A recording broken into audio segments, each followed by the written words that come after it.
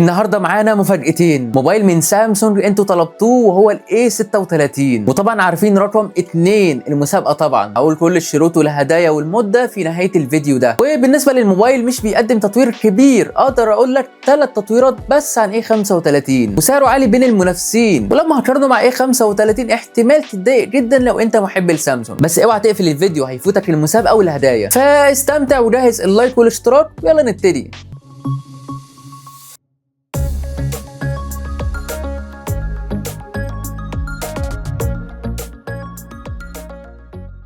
بيقدم تجربة مقبولة مع المعالج الجديد سناب دراجون 6 جين 3 بدقة تصنيع 4 نانومتر. كنت افضل ينزلوا بمعالج اعلى وافضل، وخصوصا بين المنافسين. انتوا عارفين بسعر $400 في منافسة شديدة، وعلى تقييم انتوتو وصل 620 الف نقطة، فرق عن ايه 35 حوالي 17 الف نقطة بس، يعتبر مفيش فرق. وطبعا عارفين ايه 35 كان بينزل بمعالج ادرينوس 1380 ونزلك بنفس التردد 120 هرتز، ما يختلفش حاجة عن ايه 35، فرق بس في السوفت وير وهو مقبول في الاستخدام والتنقل. في الالعاب بيقدم لك تجربه مقبوله مع معالج الرسوميات، وفي بابجي وصل 60 فريم بس، ممكن يوصل 90 فريم مع التحديثات، ده توقع مش اكيد. مع تجربه صوت ستيريو هتعجبك جدا. ولو بصينا على الشاشه هنلاقي 3 تطويرات بس عن ايه 35. مقاس الشاشه من 6.6 انش بقى 6.7 انش، نسبه الشاشه لجسم الموبايل من 84.8% بقت 86.5%، مقبول. والسطوع من 1000 شمعه بقى 1900 شمعه، حلو. بس ما يختلفش حاجه عن الاي 35، نفس الشاشه من نوع سوبر اموليد مع 16 مليون لون، و اتش دي ار 10 بلس، وجوده نفسها الفول اتش دي بلس، وتخيل بسعر $400. ونفس حمايه الشاشه من نوع جوريلا جلاس فيرتوس بلس. انا عن نفسي مش شايف تطوير غير السطوع بس، ومقارنه بالمنافسين فهو نص عدد الشمعات او اقل شويه. والتصميم فيه شغل واضح، هو نفسه الاي 35 بس تصميم الكاميرات افضل وشيك اكتر. ممكن انت تشوفه وحش، بس كل واحد وليه رايه. ولو قارنته بتصميم اي 35 اختار بكل تاكيد الاي 36، وهو نفسه الاي 35. الظهر ازاز بس طبقه حمايه اعلى زي الشاشه من نوع فيرتوس بلس، والفريم بلاستيك مع نفس تصميم الفريم عند الازرار زي الاي 35، وهو حلو مش وحش. ونازلك بكيرف خفيف جدا من الظهر للفريم ومسطح من الفريم للشاشه. والمميز انهم قللوا السمك من 8.2 مللي بقى 7.4 مللي، ممتاز جدا. والوزن من 209 جرام بقى 195 جرام، مقبول بس يعتبر تقيل في الاستخدام الطويل. وبيدعم نفس مقاومه المياه زي الاي 35 معيار اي بي 67. ولو مش متابع فباقي الشركات بتنزل بمعيارين اعلى اي بي 68 و69. بيدعم شريحتين نانو 5G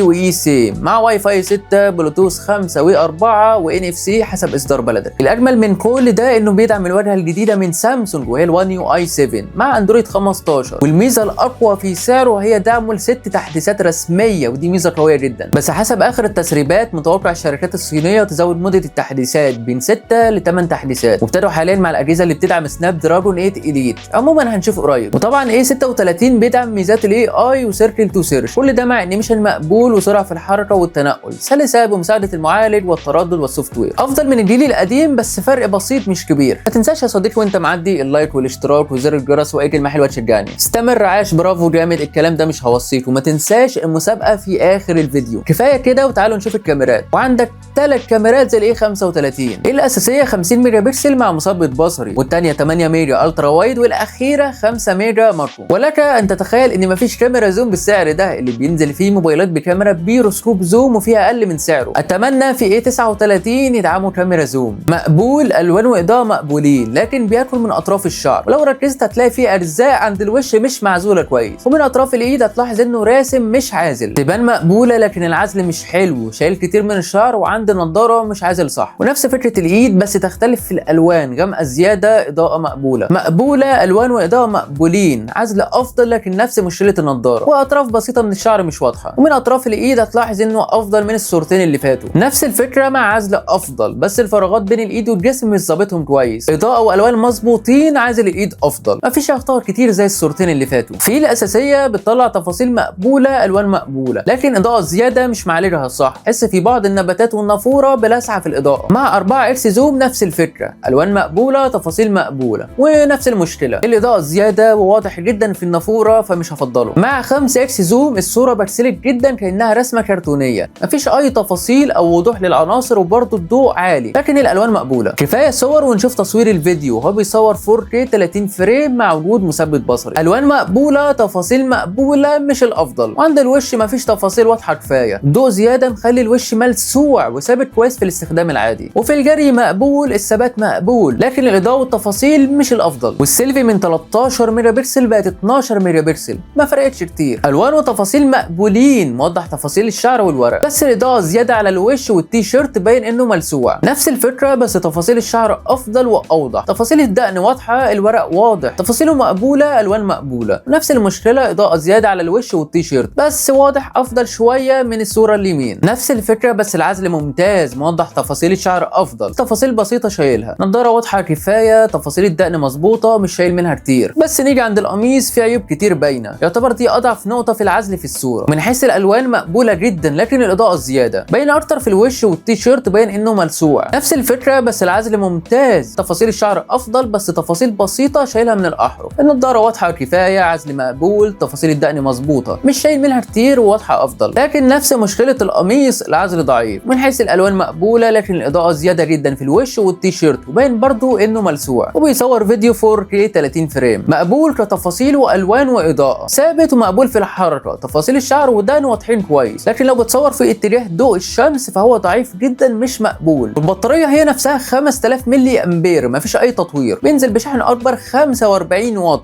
ده الانجاز الكبير اللي حصل في A36. متوسط مده شحنه حوالي ساعه زي ال A56 ودي غريبه شويه، المفروض يكون اقل 45 دقيقه مثلا. نزل لك بالثلاث نسخ رام 6 جيجا و8 جيجا و12 جيجا بتردد ضعيف 2133 ميجا هرتز، تردد ضعيف جدا في سعره، المنافسين بيوصلوا 3200 و4200 ميجا هرتز. مساحه التخزين من نوع ضعيف وقديم UFS 2.2، ونزل لك بنوعين 128 جيجا و256 جيجا. 128 قليله جدا انك تشتري موبايل ب $400 مش هيكمل معاك. الغريب من كل ده ان A35 كان بينزل بنوع اعلى UFS 3.1 ومش بيدعم تركيب كارت ميموري زي ال A35. وباختصار هنعرف الموبايل ده يستاهل وتشتريه ولا لا. عجبني تصميم الكاميرات الجديد، لكن لحد الان ببجي 60 فريم بس. عجبني حمايه الشاشه والسطوع الاعلى، لكن ما عجبنيش جوده الشاشه، ما تنفعش فيه سعره. عجبني المعالج انه سناب دراجون وانتوا عارفين ليه، لكن المعالج نفسه ضعيف جدا بين المنافسين. عجبني الشحن الاكبر، لكن ما عجبنيش الكاميرات، اقل كتير من المنافسين اللي بسعر $400. هسيبك انت تخمنهم. وعجبني السوفت وير الجديد وعدد التحديثات، وسعره عالي جدا على مواصفات محدوده. عندك نسخه 128 جيجا بسعر $400، نسخه 256 جيجا متوسط $450. يعني لو وصل مصر قول 450 ل $500 اقل حاجه، واعمل حساب الضريبه. فكتير قوي عليه وعلى مواصفات محدوده جدا، ما تستاهلش سعره النهائي. وبس هينفعك في الاستخدام العادي، الشغل، التصفح، المشاهده، شويه العاب، شويه تصوير، اقول لك اشتريه. بس في الالعاب مش الافضل، في بدائل اقل منه وافضل منه و120 فريم ببجي. ومقارنه بسعره في بدائل افضل حتى في الكاميرات، وبتدعم كاميرا بيروسكوب زوم. هسيبك انت تخمنه. فالتسعير زياده جدا عليه وما يستحقش سعره نهائي. حتى لو ظبطوا سعره فهو نازل مع منافسين اقوى مش هيقدر ينافس معاهم. انا مستني اللي هيكتب يكفي اسم سامسونج ومش مهم المواصفات، يبقى استخدم اسم سامسونج بدل المواصفات. ولو فكرت تشتريه خلي بالك من العيوب، مهم تركز فيها كويس وتشوف مناسبه ليك ولا لا. وافتكر لا، خصوصا لو معاك A35 مش هتحس باي فرق. وما تنساش تكتب لي اي كلمه حلوه تقديرا للشغل الجامد ده، واشتراك ولايك. عايزين نوصل الفيديو ده اكبر عدد لايكات. تعبت جدا في المراجعه دي عشان اجيب لك كل المعلومات صح وفي اقل وقت ممكن. وصلنا لوقت المسابقه. سمعت كلامكم وهزود عدد الفائزين ل 10 فائزين، كل واحد هياخد فلوس وده حسب رايكم. شروط المسابقه بسيطه جدا، تكون عامل متابعه على فيسبوك،